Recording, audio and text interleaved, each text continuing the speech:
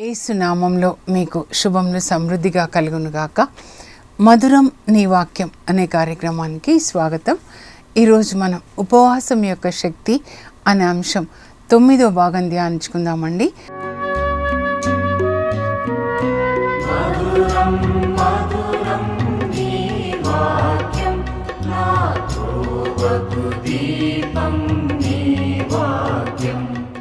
దానియేలు గ్రంథంలో 3వ అధ్యాయం ధ్యానించుకుందాము. ఇక్కడ దానియేలు స్నేహితుల ఉపవాసం.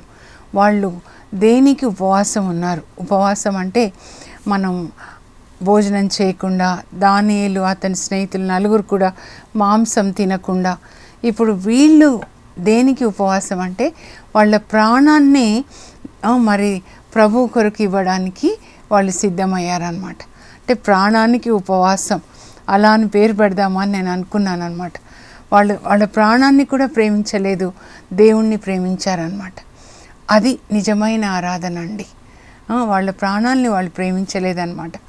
అందుకే దర్శన గ్రంథం మనం చదివితే 2వ అధ్యాయంలో అక్కడ స్మిర్నా సంఘాన్ని గురించి మాట్లాడుతూ, మీ బాధలు 10 దినములు మాత్రమే. వాళ్ళు యేసు ప్రభుని అంగీకరించినందుకు యూదులు మరి ఆ తర్వాత రోమా చక్రవర్తి వాళ్ళు హింస పెడుతూ ఉంటే 10 దినములు మాత్రమే, మరణం వరకు మరణించునంతగా మీరు విశ్వాసపాత్రంగా ఉండండి, అప్పుడు మీకు పరలోకంలో జీవ కిరీటం ఉంటుంది, మీకు రెండవ మరణం ఉండదు అని అక్కడ యేసు ప్రభు స్మిర్నా సంఘానికి మరి సందేశాన్ని ఇస్తున్నారనమాట. ఆ స్మిర్నా సంఘానికే యోహాను తన శిష్యుడైన పాలికార్ప్ బిషప్ గారిని మరి ఆ సంఘ కాపరిగా నియమిస్తాడండి. ఆయనను కూడా రోమా చక్రవర్తులు ఎలా మరి చంపేస్తారో మనం ధ్యానించుకుందాము. ఆయన వేద సాక్షిగా ప్రభు కొరకు మరణిస్తాడండి, పాలికార్ప్ బిషప్ గారు అనమాట. ఇప్పుడు మనం దానియేలు ముగ్గురు స్నేహితుల యొక్క విశ్వాసాన్ని చూద్దాం. పేతురు మొదటి లేఖ, ఆ లేఖలో 1వ అధ్యాయం 6వ వచనం నుంచి పేతురు ఏం చెప్తాడంటే, మన విశ్వాసము పరీక్షించబడాలి. మరి బంగారం, క్షీణించిపోయే బంగారం కూడా అగ్నిలో వేసి దాన్ని పరీక్షిస్తారు, బంగారం మంచిదా కాదా అని చెప్పి. అలాంటిది మరి మన విశ్వాసము, క్షీణించని మన విశ్వాసం కూడా పరీక్షించబడాలి. ఆ పరీక్ష ఎలాంటిది అంటే అగ్ని పరీక్ష అన్నమాట. అలా అగ్నిలో పరీక్షించబడి దేవునికి మరి నమ్మకమైన సాక్షులుగా రుజువు చేయబడ్డారు దానియేలు యొక్క ముగ్గురు స్నేహితులండి. 3వ అధ్యాయం చదివితే దానియేలు గ్రంథము, అక్కడ మరి సైతాన్ చూడండి ఒక ఆలోచన పెడతాడనమాట రాజుకి, నెబుకద్నెజర్ రాజుకి. ఏంటంటే పెద్ద విగ్రహం చేసి అందరూ దాన్ని ఆరాధించాలి, తన విగ్రహమే అన్నమాట. ఆ రోజులలో రాజులు కానీ లేకపోతే చక్రవర్తులు వాళ్ళనే ఆరాధించాలి అని చక్రవర్తి వర్షిప్ కూడా ఎక్కువగా ఉండేదన్నమాట. అయితే ఎంత పెద్ద విగ్రహం అంటే నేను ఊహించుకుంటున్నా, 90 అడుగుల పొడవు ఎత్తు, 9 అడుగుల వెడల్పు. అంటే అసలు 9 అడుగుల వెడల్పు అంటే ఎంత పెద్దగా ఉండొచ్చు కదా. దాన్ని దూరాన్నే మైదానంలో పెట్టి అందరూ కూడా ఆ నెబుకద్నెజర్ రాజు ఆస్థానంలో పనిచేసేవాళ్ళు అనమాట. ప్రపంచాన్ని ఆయన పరిపాలిస్తున్నాడు. దాదాపు 100 రాష్ట్రాలు, 120 రాష్ట్రాలు ఉండొచ్చు అనమాట. 120 రాష్ట్రాలకి చెందిన అధికారులు ఇంకా అందరూ కూడా అక్కడ పోగవుతారండి. అప్పుడు రాజు ఏమి ఆజ్ఞయిస్తాడంటే, ఈ ఒక ప్రతిష్టాపన దినాన్ని నిర్ణయించి ఇంకా పెద్దగా బూరలు ఊదగానే అందరూ సాష్టాంగపడి ఆ ప్రతిమని, బంగారు ప్రతిమని ఆరాధించాలి అని. అప్పుడు అలాగే చేస్తారండి. మరి ఆ ప్రతిమని అక్కడ ప్రతిష్టాపన చేసి ఇంకా బూరలు ఊదుతారు. అప్పుడు అందరూ కూడా సాష్టాంగపడి ఆ ప్రతిమని ఆరాధిస్తారనమాట. అయితే రాజు సింహాసనం మీద కూర్చుంటాడనమాట. ఆయనకు ఒక పెద్ద సింహాసనం లాంటి సీటు, కుర్చీని వేస్తే ఆయన కూర్చుంటాడు. అందరూ సాష్టాంగ పడతారు. రాజు చూసినప్పుడు ఈ దానియేలు ముగ్గురు స్నేహితులు మాత్రం ఇలా నిలబడి ఉంటారనమాట. అప్పుడు అడుగుతాడు రాజు, ఎవరు వాళ్ళు ముగ్గురు, వాళ్ళు ఇంకా అలా నమస్కారం చేయకుండా ఆరాధించకుండా ఉన్నారు ప్రతిమని అంటే, అప్పుడు వాళ్ళు చెప్తారు అధికారులు, వాళ్ళు దానియేలు యొక్క ముగ్గురు స్నేహితులని, పిలిపించండి వాళ్ళని అంటే పిలిపిస్తారు.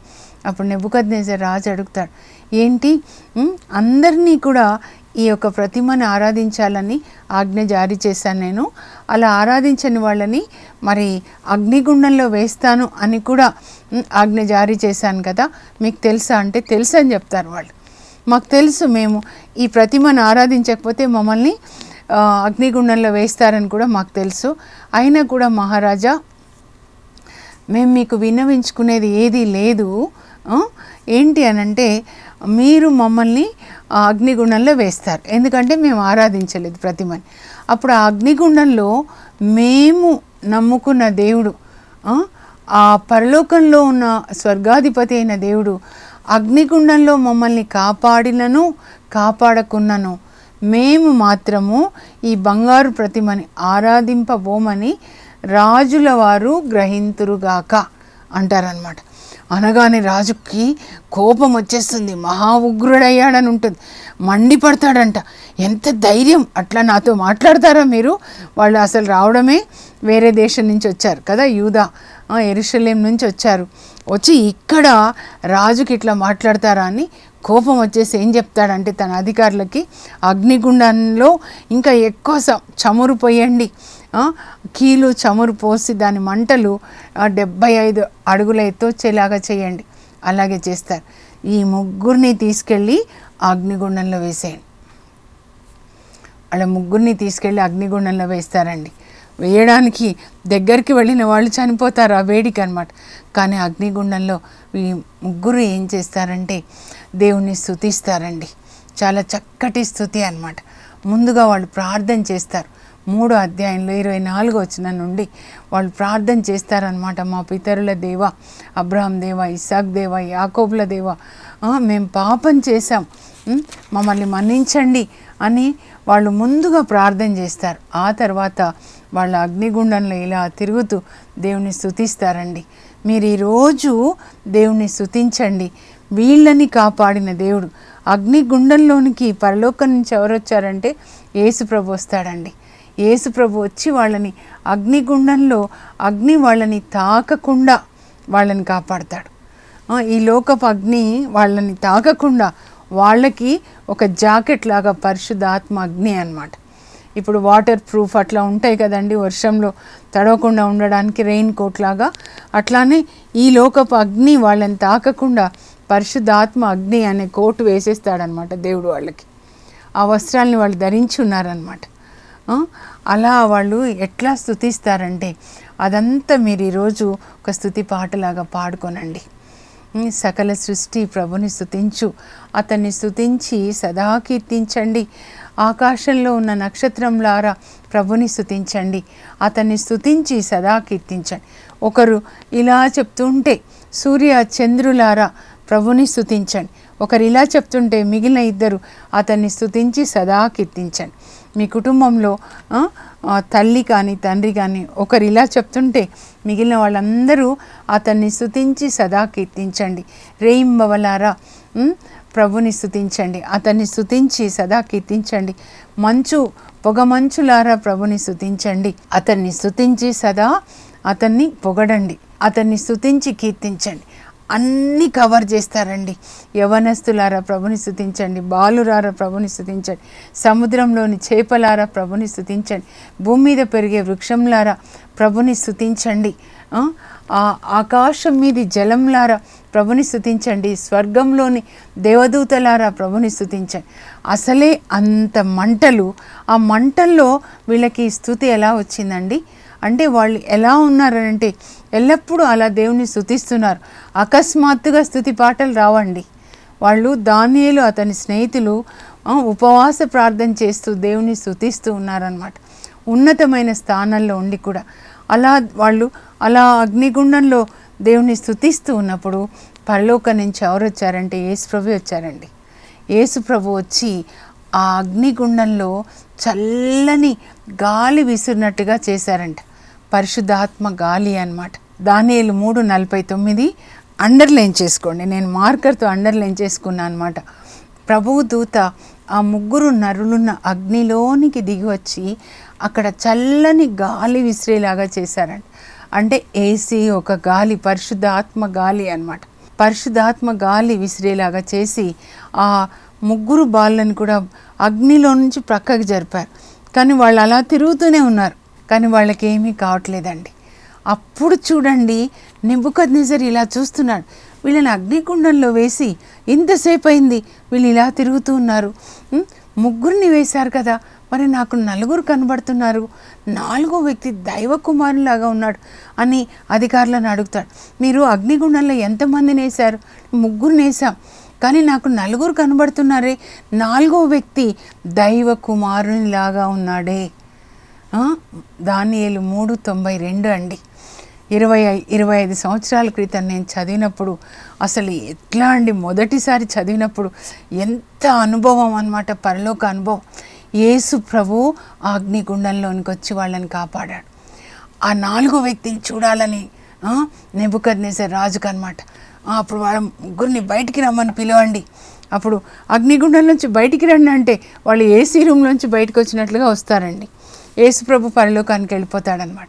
అధికారులందరూ ఇంతసేపు అగ్నిగుండంలో ఉన్నారు, మీ వెంట్రుకలు కమల్లేదే.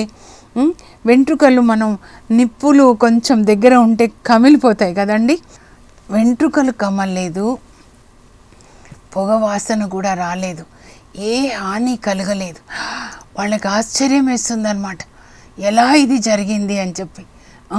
అప్పుడు ఈ నెబుకద్నెజర్ ఎవరిని చూశాడండి? యేసు ప్రభుని చూశాడు. ఇంత క్రూరుడైన రాజు అనమాట. ఆయన హృదయంలో ఇప్పుడే మార్పు వస్తూ ఉందన్నమాట. అప్పుడు ఆయన అన్ని దేశాల కంటే ఆయన క్రింద దాదాపు 120 దేశాలు ఉండొచ్చు అనమాట. వాళ్ళందరికీ లేఖలు రాస్తాడు. సకల దేశంల జాతుల ప్రజలకు శుభములు సమృద్ధిగా కలుగునుగాక అని చెప్పి, ఇదిగో ఎవరైనా కూడా షడ్రక్ మేషక్ అబేద్నెగోల దేవుణ్ణి తులనాడుదురేని నేను వాళ్ళని కండతుండాలు చేస్తాను. ఎందుకంటే వాళ్ళు నా ఆజ్ఞని మీరి కూడా, రాజు ఆజ్ఞని మీరి వాళ్ళ ప్రాణాలకి ముప్పు తెచ్చుకొని కూడా వాళ్ళ అగ్నిగుండంలోనికి వెళ్ళారు. కానీ వాళ్ళ దేవునికి తప్ప అన్య దైవములకు ఆరాధించడానికి మొక్కడానికి వాళ్ళు ఒప్పుకోలేదు. నిజంగా వాళ్ళ దేవుడు ఎంత గొప్ప దేవుడు. ఆ దేవుడు తనని సేవించు వారిని కాపాడాడు. వీళ్ళు ఏ విధంగా సేవ చేశారండి? ఇప్పుడు ఏ విధంగా అంటే అగ్నిగుండంలో వాళ్ళు దేవుని స్తుతిస్తూ ఉన్నారు. మీకు అలాంటి కష్టాలు వచ్చాయా? మీ ఇంట్లోనే ఒక అగ్నిగుండం లాగా ఉందా మీకు పరిస్థితి? అప్పుడు గొనగకుండా ఇదే తీసుకోండి, ఈ పాటనే తీసుకొని పాట పాడండి. సకల సృష్టి దేవుని స్తుతించండి, సూర్యచంద్రులారా దేవుని స్తుతించండి, నక్షత్రంలారా దేవుని స్తుతించండి, పరలోకంలో ఉన్న దూతలారా దేవుని స్తుతించండి, సముద్రంలోని ప్రాణులారా దేవుని స్తుతించండి, భూమి మీద వృక్షాలారా ప్రభుని స్తుతించండి, రెయిన్బోలారా ప్రభుని స్తుతించండి, అతన్ని స్తుతించి సదా కీర్తించండి. ఇలా ఒక పాటలాగా మీరు దేవుని స్తుతిస్తూ ఉండండి. అప్పుడు మీరు అడగండి, ప్రభా ఇదిగో ఎలా మీరు అగ్నిగుండంలో దానియేలు స్నేహితులు వాళ్ళు మిమ్మల్ని స్తుతిస్తున్నప్పుడు నువ్వు పరలోకం నుంచి వచ్చావు కదా యేసయ్య, ఇప్పుడు మా ఇంట్లోకి రండి, ఈ అగ్నిగుండం లాంటి పరిస్థితులను మార్చండి, మా పిల్లల్ని అగ్నిగుండంలోంచి కాపాడండి. ఆ సైతాన్ యొక్క అగ్నిగుండాలు, నిన్న నేను విన్నాను, ఒక సహోదరి ఇంటికి వెళ్ళాను, వాళ్ళ హస్బెండ్ చనిపోయాడంటే, ఏమైందమ్మా అంటే తాగి చనిపోయాడు మేడం అని చెప్తా ఉన్నారు. అప్పులన్నీ నా నెత్తి మీద వేసి, పిల్లలు చూస్తే కాలేజెస్లో చదువుతున్నారు, బాబు పాప, తనకొచ్చే కొద్దిగా జీతంతో మరి ఇల్లు నడపాలి, భర్త చేసిన అప్పులు అనమాట, తాగి ఇలాంటి పరిస్థితులని మార్చమని మనం దేవుణ్ణి అడగాలండి. ఆయన వచ్చి మనల్ని కాపాడతారు.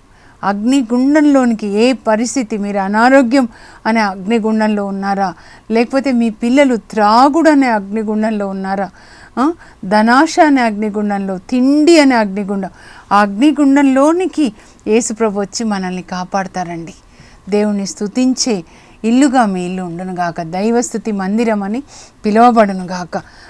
ఆ తర్వాత చూడండి, వీళ్ళు మరి దేవుని ఎంత ప్రేమిస్తున్నారు అని మరి రుజువు చేశారు కదండి. మనకి ఎంత విశ్వాసం ఉంది అంటే ఆ విశ్వాసము నాకు పరీక్ష పెడతారనమాట. దేవుడు యోబుకి పరీక్ష పెట్టారు, అలాగే వీళ్ళకి కూడా పరీక్ష పెట్టారనమాట. మీరు దర్శన గ్రంథం 12వ అధ్యాయం 11వ వచనంలో ఏమని రాయబడి ఉంటుందంటే, సైతాన్ని గెలిచే విధానం ఏంటి సైతాన్ని గెలిచే విధానం అంటే గొర్రెపిల్ల రక్తం ద్వారా, యేసుక్రీస్తు రక్తం ద్వారా, ఆ తర్వాత వారు ప్రకటించిన సత్యం ద్వారా వాళ్ళు సైతాన్ మీద గెలుపొందారు. అంటే సాక్ష్యం, ఒక వ్యక్తిగత సాక్ష్యం. నేను సైతాన్ మీద ఎట్లా గెలుస్తానంటే నా నీతి ద్వారా, నా ప్రేమ, నా పరిశుద్ధత ద్వారా. వీళ్ళ యొక్క విశ్వాసం చూడండి, వాళ్ళు వాళ్ళ ప్రాణాల్ని ప్రేమించలేదు, వాళ్ళు ఆ బంగారు ప్రతిమను ఆరాధించలేదు, వాళ్ళు అగ్నిగుండంలోనికి వెళ్ళడానికి వాళ్ళు సిద్ధపడ్డారన్నమాట. అది అండి మన జీవిత సాక్ష్యము ద్వారా మనం సైతాన్ని గెలుస్తామన్నమాట. కనుక మనం ఎప్పుడు కూడా నీతి కలిగి జీవించాలి. యోబు చూడండి, ఆయన నీతిమంతుడు, నేను నిర్దోషి అంటాడు, నేను నా నాలుకతో ఎప్పుడు అబద్ధం చెప్పలేదు, ప్రభు నీకు తెలుసు అంటాడు. యోబు గ్రంథం 27:4-6 చెప్తాడనమాట, నేను నిర్దోషిని, నా కళ్ళతో నియమం చేసుకున్నాను, నేను పరాయి స్త్రీని కామదృష్టితో చూడలేదు అని చెప్తున్నాడు. పేదలకి పెట్టకుండా నేను ఒక్కరోజు కూడా తినలేదు. అంటే కరుణలో ఆయన ఒక సాక్ష్యం అన్నమాట. క్రమశిక్షణ కళ్ళకి, పాపం ఏం చూడలేదు ఆయన. ఆ తర్వాత నోటితో అబద్ధాలు చెప్పలేదని అంటున్నారనమాట. అది మన సాక్ష్యము అట్లా ఉండాలండి. నేను ధ్యానిస్తున్నప్పుడు ప్రభు ఏం చెప్పారంటే, యేసు ప్రభు పరలోకానికి వెళ్తూ అపోస్తల కార్యాలు 1:8 పరిశుద్ధాత్మ మీ పైకి వచ్చినప్పుడు మీరు శక్తిని పొందుతారు, పరిశుద్ధాత్మ శక్తిని, అప్పుడు మీరు నాకు సాక్షులుగా ఉంటారు. మనం ఏమి సాధించామా, సొలొమోను రాజులాగా ఎన్ని దేవాలయాలు కట్టామా, అది కాదండి ముఖ్యం, మన వ్యక్తిగత సాక్ష్యం అన్నమాట. God is not interested in your achievements or in our achievements. నేను ఎలా వాక్యం చెప్తానా కాదు, నా రహస్య జీవితం పరిశుద్ధంగా ఉందా, నేను ఎంత యేసుప్రభుకి సాక్ష్యంగా ఉంటున్నాను, ఆయన పరిశుద్ధతకి, ప్రేమకి, నీతికి. అది చాలా ముఖ్యమైనది. మన వ్యక్తిగత జీవితం, ఇన్నర్ లైఫ్ యేసుప్రభుకి సాక్ష్యంగా ఉండాలి. వాళ్ళు వాళ్ళ ప్రాణాలని ప్రేమించలేదండి, అదే ఉంటుంది. ప్రకటన 12:11 గొర్రెపిల్ల రక్తం ద్వారా, వారు ప్రకటించిన సత్యం ద్వారా వాళ్ళు సైతాన్ని గెలిచారు. వాళ్ళు వాళ్ళ ప్రాణాలని ప్రేమించలేదు, ప్రాణాలని త్యజించారు, ప్రాణాలని, అది వాళ్ళ సాక్ష్యం. అగ్నిగుండంలోనికి వెళ్ళే సాక్ష్యం అన్నమాట. మనం కూడా బంగారాన్ని ఆరాధించొద్దండి, ధనాన్ని ఆరాధించకూడదన్నమాట. కానీ మన ప్రభు కొరకు ప్రాణాలు ఇవ్వాలి. ఇందాక నేను చెప్పాను చూడండి, స్మిర్నా సంఘానికి యోహాను తన శిష్యుడైనటువంటి పాలికార్పుని అధిపతిగా, అంటే సంఘ కాపరిగా అపాయింట్ చేస్తారు. తర్వాత ఆయనని అంటే బిషప్గా అపాయింట్ చేస్తారనమాట. కనుక పాలికార్ప్ బిషప్ గారు, ఆయన ఆ సంఘాన్ని నడుపుతూ ఉంటాడనమాట. చాలా విశ్వాసంతో నడుపుతూ ఉన్నప్పుడు అప్పుడు ఏం చేస్తారంటే, ఆ రోమా చక్రవర్తులు ఈయనని బంధించండి. అప్పుడు రోమా చక్రవర్తి ఏం చేస్తాడంటే పాలికార్ప్ బిషప్ గారిని బంధించి అగ్నిగుండంలో వేసేస్తారండి. కరెక్ట్గా నెబుకద్నెజర్ రాజు దానియేలు స్నేహితులను ఎలా అగ్నిగుండంలో వేశారు, పాలికార్ప్ బిషప్ గారిని కూడా అలాగే అగ్నిగుండంలో వేస్తారు. ఆయన కూడా అలాగే స్తుతిస్తాడు. అప్పుడు ఆయనను కూడా యేసుప్రభు కాపాడుతారండి. అసలు ఎంతసేపు ఉన్న అగ్నిగుండంలో ఏం కాదనమాట. అప్పుడు ఆయనను కూడా బయటికి రమ్మని పిలిచి తర్వాత ఏం చేస్తారంటే ఆయనని ఇంకా కత్తితో పొడిచి అప్పుడు చంపేస్తారనమాట. అప్పుడు ఆ స్మిర్నా సంఘంలో వాళ్ళకి, ఆ తర్వాత ఆయనని చంపినప్పుడు అగ్నిగుండం నుంచి బయటికి వచ్చినప్పుడు, తర్వాత కూడా చంపినప్పుడు చూస్తున్నటువంటి వాళ్ళందరికీ విశ్వాసం అండి. ఆదిలో సంఘం ఇలాగే వ్యాప్తి చెందిందండి, వాళ్ళ యొక్క వ్యక్తిగత సాక్ష్యాన్ని బట్టి. పేతురుని సిలువ వేసినప్పుడు అనేక మందికి విశ్వాసం అన్నమాట. థామస్ వారిని ఈటతో పొడిచినప్పుడు చెన్నైలో అనేక మంది విశ్వాసంలోకి నడిపించబడ్డారు. అందుకే అక్కడి నుంచే చాలామంది ప్రవక్తలు వస్తూ ఉంటారు చూడండి. అలాగే మన సాక్ష్యం అన్నమాట. మన సాక్ష్యము అనేకులకు సువార్తగా ఉండాలి. దానియేలు 3 స్నేహితులను గురించి ఇది మనం నేర్చుకోవాలన్నమాట. మనం దేన్ని ప్రేమించకూడదు. లూకా 9:23 యేసుప్రభు చెప్తారు, నన్ను వెంబడింపగోరువాడు తనను తాను త్యజించుకొని తన సిలువ ఎత్తుకొని నన్ను వెంబడించాలి. తనను తాను త్యజించుకోవడం అంటే డినయింగ్ హిమ్సెల్ఫ్ అన్నమాట. మీ శరీరాన్ని మీరు ప్రేమించొద్దు, అలా ఉండాలి. అప్పుడు మీ సిలువ ఎత్తుకొని నన్ను వెంబడించాలి. అంటే ప్రతిరోజు సిలువ వేసుకోవాలి. శరీరంలోంచి పుట్టే కోరికలు అన్నమాట. అన్నం తినకుండా ఉండొచ్చు, లేకపోతే కొన్ని ఇది చూడొద్దంటే అలా చేయొచ్చు, కానీ చివరిగా ఏంటంటే ప్రాణాలకే ఉపవాసం అన్నమాట. అంతగా దేవుణ్ణి ప్రేమించి అన్యుల దేశంలో వాళ్ళు ఇప్పుడు ఇరాక్ అండి, బాబిలోని అంటే దేవునికి, నిజమైన దేవునికి సాక్షులుగా ఉన్నారు. అందువల్ల మరి తర్వాత మీరు 4వ అధ్యాయంలో చూస్తే అండి, నెబుకద్నెజర్ రాజు రక్షణలోకి వస్తాడండి. అక్కడ రాజుకు ఒక కళ వస్తుందన్నమాట 4వ అధ్యాయంలో. కళ వచ్చినప్పుడు దాని గురించి మళ్ళా జ్ఞానులను అడిగితే ఆయన కొలువులో జ్ఞానులు చెప్పలేకపోతారు. దానియేలుని పిలుస్తాడు, పిలిచి చెప్తాడనమాట దానియేలుకి. దానియేలు ఇలాంటి కళ వచ్చింది అంటే ఏంటి ఆ కళ అంటే, అప్పుడు ఆ కళ ఇప్పుడు రాజు చెప్తాడండి. నేను కళలో పెద్ద చెట్టు చూశాను, ఆ చెట్టు మొదలు చూస్తే ఎడ్జ్ ఆఫ్ ద ట్రీ అన్నమాట, అది ఆకాశాన్ని అంటుతూ ఉంది. అయితే కొంతసేపటికి మరి దేవదూతల్ని చూస్తాడనమాట. మనుషులు వచ్చేసి, వాళ్ళు దేవదూతలు వచ్చేసి ఈ చెట్టును నరికేసి మొద్దుని మాత్రం ఉంచండి, అప్పుడు ఈ మనుషుడు మంచులో తడుస్తూ ఎద్దులాగా గడ్డి తింటూ ఆయన అప్పుడు వివేకాన్ని అలవర్చుకుంటాడు అని. ఏంటి దీని అర్థం అనంటే, అప్పుడు దానియేలు చెప్తాడండి, మహారాజా ఆ చెట్టు మీరు చూశారు కదా, అది ఆకాశాన్ని అంటుతుందని, మీరే మహారాజా ఆ చెట్టు, మీ యొక్క వైభవము, కీర్తి, మీ పేరు ఆకాశాన్ని అంటే అంతగా మీకు ఈ లోకంలో అంత కీర్తి ప్రతిష్టలు ఉన్నాయన్నమాట. అయితే మీరు ఎవరిని చంపాలనుకుంటే వాళ్ళని చంపారు, ఎవరిని ఉంచాలనుకుంటే వాళ్ళని ఉంచారు, మీరు అలా ఉన్నారు కనుక మీరు వివేకాన్ని అలవర్చుకోవాలి అని దేవుడు చెప్తున్నారు.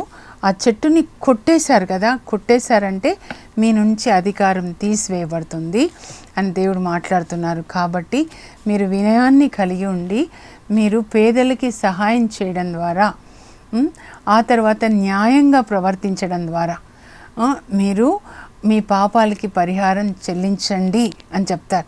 న్యాయంగా ఉండట్లేదన్నమాట. ఆయన ఎవరిని చంపాలంటే చంపుతున్నాడు, ఎవరిని ఉంచాలంటే ఉంచుతున్నాడు. దుర్మార్గులైన ఆయనకి ఇష్టంగా ఉంటే ఉంచుతున్నాడు, నీతిమంతులైనా సరే ఆయనకి ఇష్టం లేదనుకోండి చంపేస్తున్నాడు అన్నమాట. అయితే ఈ కళ వచ్చిన తర్వాత సరిగ్గా 1 సంవత్సరానికండి, దానియేలు 4:30 మీరు చూస్తే, ఒకరోజు ఈ నెబుకద్నెజర్ రాజు తన ప్యాలెస్, చాలా పెద్ద ప్యాలెస్ పైన వాకింగ్ చేస్తూ ఆయన బాబిలోనియా పట్టణాన్ని చూస్తాడనమాట. అబ్బా ఎంత పెద్ద నగరం, చాలా బ్యూటిఫుల్గా ఉంటుందండి, నేనే కదా దీన్ని ఇంత వైభవంగా కట్టించాను, ఎంత వైభవం అండి, గ్లోరీ విత్ మ్యాగ్నిఫిసెంట్ బిల్డింగ్స్, చాలా వైభవం అన్నమాట. నేనే ఇంత బాగా కట్టి నా కీర్తిని, నా వైభవాన్ని, నా పేరుని నేను ఇలా అందరికీ నేను చూపించుకుంటున్నాను, నా పేరు ఇదిగో ఇలా మోగేలాగా నేనే కదా దీన్ని కట్టాను. అప్పుడు వెంటనే ఆకాశం నుంచి దేవుడు మాట్లాడతారండి, ఇదిగో నిన్ను మనుషుల్లోంచి తరిమేస్తారు, నీకు మనుషుల మనసు పోయి జంతువుల మనసు వచ్చేస్తుంది, నువ్వు 7 సంవత్సరాలు వివేకంను అలవరుచుకునే వరకు ఎద్దులాగా గడ్డి మేస్తావని. అలా వినపడుతూనే ఉంటుంది, అలాగే అయిపోతుందండి. ఆయన చర్మం మీద ఈకలు వచ్చేస్తాయి, ఇంకా గడ్డి తినడం మొదలు పెడతాడనమాట. క్రిందికి దిగిన తర్వాత ఏంటి ఇట్లా అయిపోయింది అనుకుంటాడు.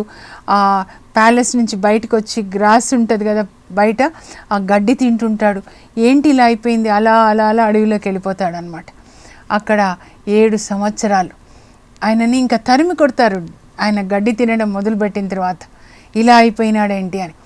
అక్కడ ఆయన అడవిలో గడ్డి తింటూ ఉన్నప్పుడు ఆయనకి జ్ఞానం కలుగుతుంది. నిన్నటి వరకు ప్రపంచాన్ని పాలించే రాజు ఈరోజు అడవిలో గడ్డి తింటున్నాను అని ఆయన, దేవా ఈ లోకమంతా నీదని నేను గ్రహించాను. 7 సంవత్సరాలు అట్లా ఉన్నప్పుడు ఆయనకి జ్ఞానం వస్తుంది. అప్పుడు ఆయన ఏమంటాడంటే 4:35లో, నాకు ఇప్పుడు వివేకం కలిగింది, దేవుడు ఈ ప్రపంచాన్ని పరిపాలిస్తాడు, సామ్రాజ్యాలన్నీ ఆయనవే, అధికారం అంతా ఆయనదే, ఆయన తనకి ఇష్టం వచ్చిన వారికి అధికారాన్ని ఇస్తాడు. మరి గర్విష్ఠులను గద్దె దించి వినయాత్ముల్ని గద్దె ఎక్కిస్తాడు. భూమి మీద నరులు అతనికి శూన్యముతో సమానం ఆయన దేవదూతల్ని నరులని తనకిష్టం వచ్చినట్టుగా చేస్తాడు. ఆయనని ఎవరు ప్రశ్నింపలేరు, ఆయనని ఎవరు ఆపలేరు అని దేవుని స్తుతిస్తాడు. ప్రభా నీ రాజ్యం నిత్యము ఉంటుంది, భూమి అంతా నీదే ప్రభా, కలకాలం నువ్వు పరిపాలిస్తావు, మేము శూన్యం అని దేవుని యొక్క శక్తిని, ఆయన అధికారాన్ని గుర్తిస్తాడో అప్పుడు ఆయనకి ఆ ఈకలన్నీ పోతాయండి. మళ్ళీ జ్ఞానం ఇస్తారు దేవుడు అన్నమాట, వివేకం. అప్పుడు వెతుక్కుంటూ వస్తారు వాళ్ళ మంత్రులు, అధికారులు వచ్చి మళ్ళీ తీసుకెళ్ళి ఆయనని సింహాసనం మీద కూర్చోబెడితే అప్పుడు ఈ దేవుడు నిజమైన దేవుడు, అందరినీ పరిపాలించే దేవుడు అని రక్షణలోకి వస్తాడండి. అంటే ఈ రాజు రక్షణలోకి రావడానికి ఎవరు ప్రార్థిస్తున్నారంటే దానియేలు అతని 9 స్నేహితులు అన్నమాట. సో మనం కూడా ఇలాంటి అధికారుల కొరకు కూడా మనం ప్రార్థించాలన్నమాట. నేను ధ్యానిస్తున్నప్పుడు 4వ అధ్యాయంలో ప్రభు చెప్పారు, ఇలా ఇంత క్రూరుడైన నెబుకద్నెజర్ రక్షణలోకి వచ్చాడంటే ఎవరు ప్రార్థిస్తున్నారు? దానియేలు అతని 3 స్నేహితులు ఈయన రక్షణ కొరకు ప్రార్థిస్తున్నారు. కనుక మనం కూడా ప్రార్థన చేద్దాం, ప్రతి ఒక్కరికి రక్షణ రావాలి. 1 తిమోతి 2లో 1-4 వరకు మన అందరి కొరకు ప్రార్థించాలి. ఎందుకంటే అందరూ రక్షణలోకి రావడం దేవుని యొక్క చిత్తం అన్నమాట. ప్రార్థన చేసుకుందాం. మన పిల్లలు దానియేలులాగా అతని స్నేహితుల్లాగా ఉండాలి, దేవునికి సాక్షులుగా జీవించాలి, క్రింద వాటి కొరకు కాదనమాట. వాళ్ళు దేవుణ్ణి ఎంతగా ప్రేమించాలంటే ప్రాణాలు ఇచ్చే అంతగా. రాజుకొచ్చిన కలల్ని దానియేలు వివరించడం ద్వారా అక్కడ ప్రధానమంత్రిగా ఉన్నాడనమాట. ప్రార్థన చేసుకుందాం, మన పిల్లల కొరకు, మన అధికారుల కొరకు ప్రార్థన చేద్దాం. పరలోకపు మా తండ్రి, మీ పరిశుద్ధ నామం నాకు స్తోత్రం. నాయనా, దానియేలుని అతని స్నేహితులను మీరు ఎట్లా అభిషేకించారు, వాళ్ళు మీ కొరకు ప్రాణాలు ఇచ్చే అంతగా ప్రభా మిమ్మల్ని ప్రేమిస్తూ మీకు సాక్షులుగా ఉన్నారు, మీకు మహిమ తీసుకొని వచ్చారు ప్రభా అన్యుల దేశంలో. మా బిడ్డలు అలా జీవించడానికి కృప దయచేయండి. మరి మా కుటుంబ పరిస్థితులు అగ్నిగుండంలో ఉన్నట్లుగా ఉంటే అక్కడ దానియేలు స్నేహితులు ఎలా స్తుతించారో మేము కూడా అలా స్తుతించడానికి మా కృప దయచేయండి ప్రభా.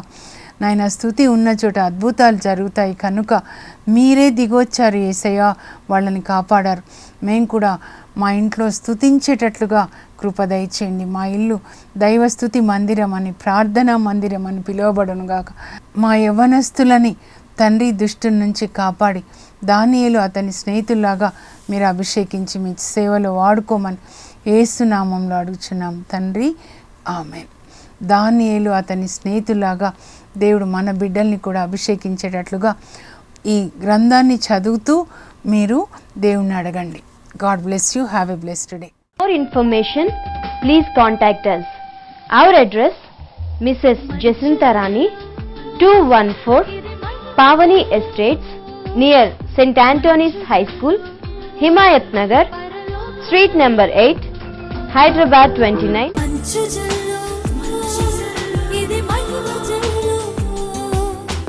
మంచు జల్లు